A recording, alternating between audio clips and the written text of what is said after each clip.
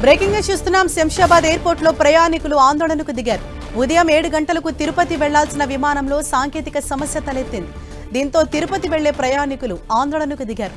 తిరుపతి వెళ్లాల్సిన విమానంలో సాంకేతిక సమస్య తలెత్తడంతో దాదాపు 2 గంటలకు పైగా ఎదురు చూస్తున్నామని, ఇప్పటివరకు ప్రత్యామ్నాయంగా మరో విమానాన్ని ఏర్పాటు చేయలేదని ప్రయాణికులు ఆందోళన చేస్తున్నారు.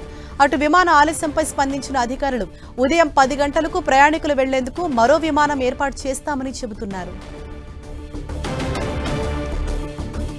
శంషాబాద్ లో ప్రయాణికులంతా కూడా అక్కడ ఆందోళన చేస్తున్నారు. తిరుపతి వెళ్లాల్సిన విమానంలో సాంకేతిక లోపం తలెత్తడంతో ఉదయం 7 గంటలకు టేకాఫ్ అవ్వాల్సిన విమానం ఇప్పటికీ కూడా అది బయలుదేరలేదు. దీంతో ప్రయాణికులంతా తీవ్ర అసహనం వ్యక్తం చేస్తూ ఉన్నారు.